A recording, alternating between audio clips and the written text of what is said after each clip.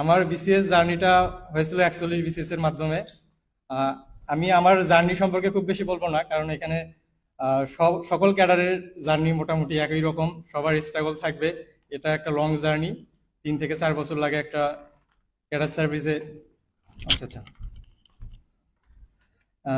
Gazette হওয়া থেকে শুরু করে জয়নিং পর্যন্ত মোটামুটি 4 বছর লাগবে।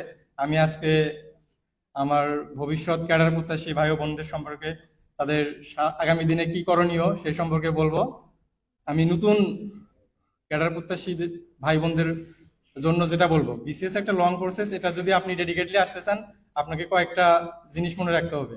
এটা একটা 5টা জিনিস, আমার পার্সোনাল অপিনিয়ন, যে 5টা জিনিস মানতে হবে। প্রথমে একটা ড্রিম থাকতে হবে যে আপনি ক্যাডার সার্ভিসে আসতে চাই। তারপরে 2 হচ্ছে ডেডিকেশন থাকতে হবে আপনাদের। সেই জিনিসটা, আপনি যে পার্টিকুলার ক্যাডারে যাইতে চান, এটাকে আপনাকে মোটামুটি ওন করতে হবে। যেমন আমি পুলিশ ক্যাডারে, আমার প্রথম চয়েস ছিল পুলিশ ক্যাডার।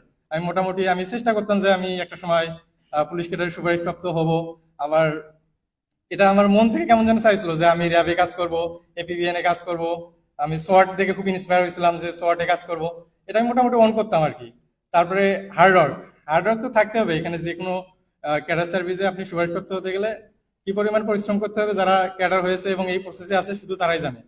আর চতুর্থ হচ্ছে প্যাশেন্স থাকতে হবে আর কি। আপনাকে পরিবারের মেনটেনেন্স করতে হবে। দেন আপনার সার্কেল থাকবে, আপনার ফ্রেন্ডরা অনেকে অনেক জবে রিক্রুট হবে। এগুলোতে আপনার হচ্ছে রিগ্রেট করা যাবে না।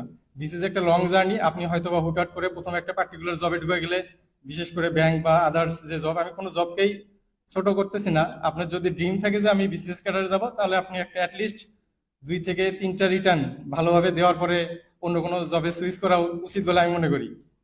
আহ, একটা সময় আপনাকে হয়তোবা চারপাশে বিভিন্ন ভাবে দেখা যাবে যে আপনি অনেকটা ডিপ্রেশনে আসবেন। সবাই ডিপ্রেশনে, মোটামুটি যারা প্রথমবার আসে তাদেরও একটা ডিপ্রেশন থাকে যে ভাইবা পর্যন্ত কি হবে না হবে কেউ বলতে পারবে না। বিসিএস জার্নির টুইস্টটা হচ্ছে এখানে। আপনি যেদিন রেজাল্ট হবে সেদিনও জানবেন না আপনি কোন ক্যাডারে সুপারিশ প্রাপ্ত হইতেছেন।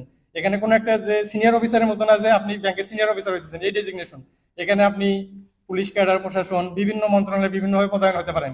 বিসিএস এর টুইস্টটা এরকমই, আপনি রেজাল্টের আগেও জানবেন না আপনি আপনার ডেজিগনেশন কি ছিল, এবং রেজাল্টের পরেও আপনি কিছু বুঝতে পারবেন না যে ব্যাপারটা কি হয়ে গেল। বিসিএস এর টুইস্টটা হইতেছে এখানে যে আপনি মানে যে কোনো ক্যাডারে পদায়ন হলে আপনার সব ক্যাডারের মানে কাজের বৈচিত্র্যতা বা হচ্ছে এনভায়রনমেন্ট সবই ডিফারেন্ট। এখানে এই টুইস্টটা। আর হচ্ছে যেটা বলতেছিলাম, চতুর্থ হচ্ছে প্যাশেন্স। বিসিএস এ প্রথমে ড্রিম থাকতে হবে, দেন ডেডিকেশন, হার্ডওয়ার্ক, তারপর হচ্ছে প্যাশেন্স থাকতে হবে, লাস্ট হচ্ছে লাক। লাক একটা কাজ করবে।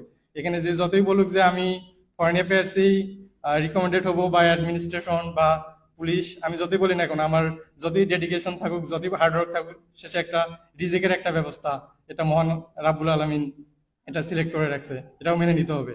এখানে অনেকেই আছে যে মানে অন্য ক্যাডারে, তার স্যাটিসফ্যাকশন ক্যাডারে সে রিক্রুট হয়নি। কিন্তু আমিও একটা সময় 41-এ যখন আমি সংবর্ধনা অনুষ্ঠানে ছিলাম, তখন আমার মনেও এরকম একটা হীনমন্যতা আসছিল যে আমি হয়তো বা পাইতেছি না। কিন্তু আমার রিজেক্ট যখন ছিল হয়তো আমি তখনই পেয়েছি। আমার রিজেক্টে যখন আসছে তখনই পেয়েছি। সেজন্য আপনারা যারা ক্যাডার সার্ভিসে বিভিন্নভাবে অন্য অন্য ক্যাডার রিক্রুট মানে সুপারিশপ্রাপ্ত হয়েছেন, আপনারা ডিপ্রেশনে থাকবেন না, হয়তো বা আপনাদের সামনে সুদিন আসবে। আর পিছনে ক্যাডার সার্ভিস প্রত্যাশী যাদের, আমি যে 5টা জিনিস বললাম, আপনারা হুটহাট করে কোনো, যারা একদম ডেডিকেটলি ক্যাডার সার্ভিসে আসতে চান, প্রথমে 1-2 বছর কোনো চাকরিতে জয়েন করা যাবে না। মানে একটু কষ্ট হলেও আপনাকে মেনটেন করতে হবে। আর একটা ভালো প্রিপারেশন নিতে হবে যে আপনার হচ্ছে মানে উইক পয়েন্ট, হার্ড পয়েন্ট যে কোনগুলো, এগুলো হচ্ছে আপনাকে আইডেন্টিফাই করতে হবে। এইটুকু যদি আইডেন্টিফাই না করতে পারেন, তাহলে আমি মনে করি যে আপনার এই সার্ভিসে আসার জন্য খুব মানে জার্নিটা খুব ডিফিকাল্ট হবে।